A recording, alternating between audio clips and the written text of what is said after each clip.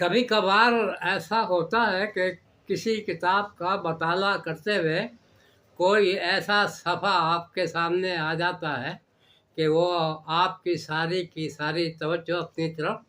مبذول کر لیتا ہے اور پوری کتاب پر بھاری پڑ جاتا ہے۔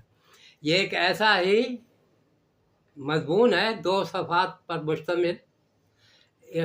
اور ان کو اخلاق احمد دہلوی صاحب نے لکھا ہے۔ اخلاق احمد دہلوی، ان میں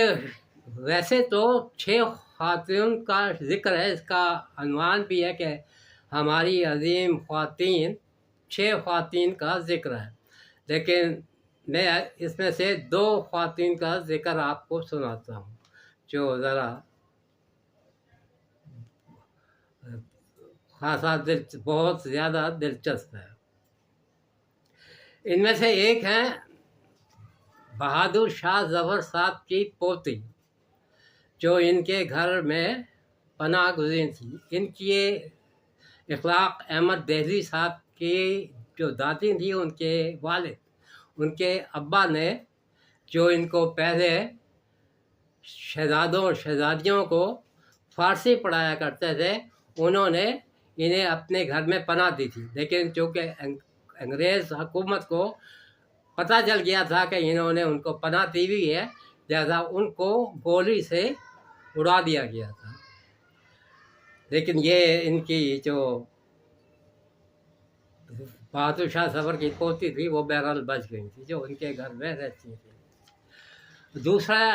جو خاتون ہے وہ سید ابوالعالیٰ مودودی صاحب کا ذکر ہے۔ بہادر شاہ ظفر صاحب کی پوتی کے بارے میں یہ لکھتے ہیں کہ بہادر شاہ ظفر کی پوتی شہزادی صاحبہ جو ہمارے گھر میں مقیم تھیں اور جن کو بیگم صاحبہ کہا جاتا تھا، وہ ہر آنے جانے والے سے کہتی تھی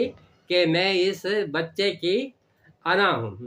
جبکہ ہماری دادی اس پر بہت ناراض ہوا کرتی تھی۔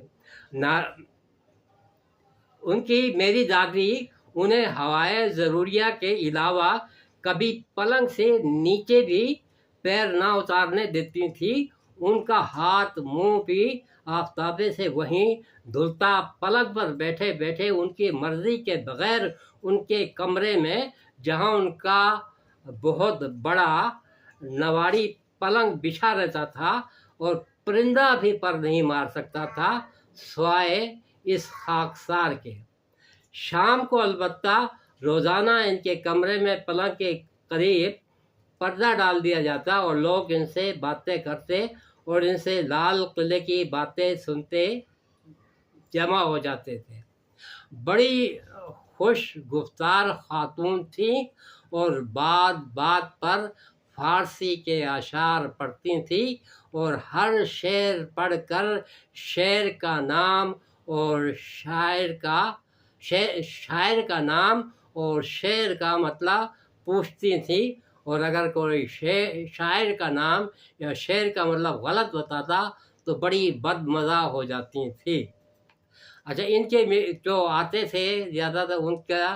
ایک تو خواجہ حسن نظامی صاحب ہیں، دوسرے حکیم اجمل صاحب، مولانا شوکت علی صاحب، مولانا جوہر علی صاحب، یہ ان کے گھر میں تشریف لاتے تھے ان کی گفتگو سننے کے لیے زیادہ تر، اور اس کے علاوہ بھی کچھ لوگوں کا نام دیا ہے۔ بہرحال ان کے بارے میں لکھا ہے کہ یہ مجھ سے بہت محبت کرتی تھیں اور انہوں نے 3 سال سے لے کر 10 سال تک کی عمر تک دیکھا ہے۔ اس کے بعد انہوں نے جو زیادہ ذکر کیا ہے وہ مولانا سید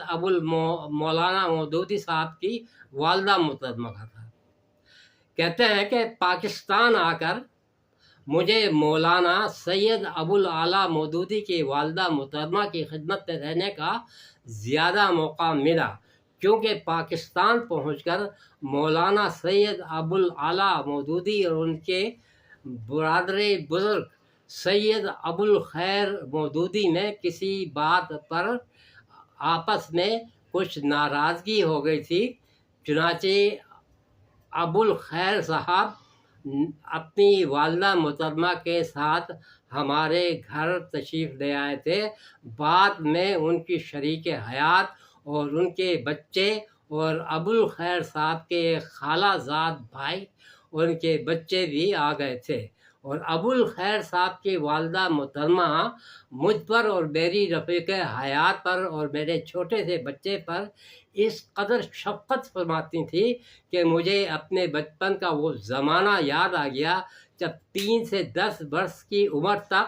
لال قلعے کی مذکورہ شہزادی نے مجھے بن ماں کا بچہ محسوس نہیں ہونے دیا تھا، اور اتفاق سے 7 برس مجھے مولانا سید ابوالعلا مودودی صاحب کی والدہ محترمہ کی خدمت میں بھی نیاز حاصل رہا، ایک ہی گھر میں۔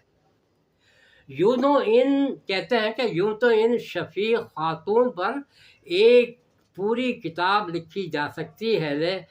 لیکن اس مضمون میں اتنی گنجائش نہیں، لہذا صرف ایک واقعہ پر اکتفا کرتا ہوں۔ اب وہ واقعہ یہ بیان کر رہے ہیں۔ آپ کو یاد ہوگا کہ فیلڈ مارشل محمد ایوب خان کے مارشلہ میں جب مولانا سید ابوالعلا مودودی کو سزائے موت کا حکم سنایا گیا تو ان کے خالہ زاد بھائی جو اپنی خالہ اماں سے بہت جلے بھنے رہتے تھے اور ہمارے ہی گھر میں رہتے تھے، آئے اور آ کر بہت بے دردی سے ان الفاظ میں خبر سنائی کہ خالہ اماں منع کو سزائے موت سنا دی گئی ہے۔ مولانا سید ابوالعلا مودودی کو ان کی والدہ محترمہ منا کہتی تھیں اور ابوالخیر کو خیرو کہہ کر پکارا کرتی تھیں۔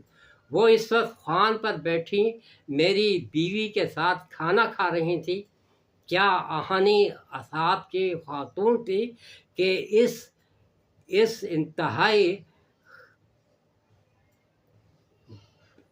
انتہائی بری خبر پر بولی کہ اللہ کا مال ہے، اللہ جس طرح چاہے لے لے، اور جب وہ صاحب اٹھ کر چلے گئے اور ان خاتون کے ہاتھ سے نوالا نہ چھوٹا تو میں نے کہا آپ اس قدر وحشت ناک خبر کو سن کر بھی کھانا کیسے کھاتے رہیں؟ تو انہوں نے فرمایا کہ یہی تو وہ بدبخت چاہتا تھا کہ میرے ہاتھ سے نوالا چھوٹ جائے۔ اب اس میں سوچنے کی یہ بات بھی ہے کہ بہرحال کہ وہ ان کی بہن کا لڑکا تھا، لیکن بہرحال ایسا ہوتا ہے، اور پڑھے لکھے اور جو بڑے عالم و فاضل گھرانے بھی ہوتے ہیں ان میں بھی ناراضگی ہوتی ہیں۔ تو اور ایک انہوں نے اپنے حکیم اجمل صاحب کی والدہ کا ذکر کیا ہے کہ حکیم اجمل صاحب کے دواخانے کے کشتہ ساز انوار احمد، جو مطلب ہے حکیم اجمل صاحب کے ملازم تھے، ان کے بارے میں لکھا ہے کہ وہ اپنی والدہ محترمہ کو 16 روپے روزانہ دیا کرتے تھے جیب خرچ کے لیے، اور وہ روزانہ اس کو غریب غربا میں تقسیم کر دیا کرتے تھے، جبکہ اس زمانے میں سونا جو تھا وہ 20-22 روپے تولا تھا۔ اب آپ اس سے اندازہ کیجئے کہ خود حکیم اجمل صاحب کی آمدنی کا کیا حل ہوگا، جبکہ وہ اپنے ایک ملازم کو اتنی تنخواہ دیتے تھے کہ وہ اپنی والدہ کو جیب خرچ کے لیے 16 روپے روزانہ دیتے تھے، اور جس کو وہ روزانہ غریب غربا میں تقسیم کر دیا کرتے تھے۔ بہرحال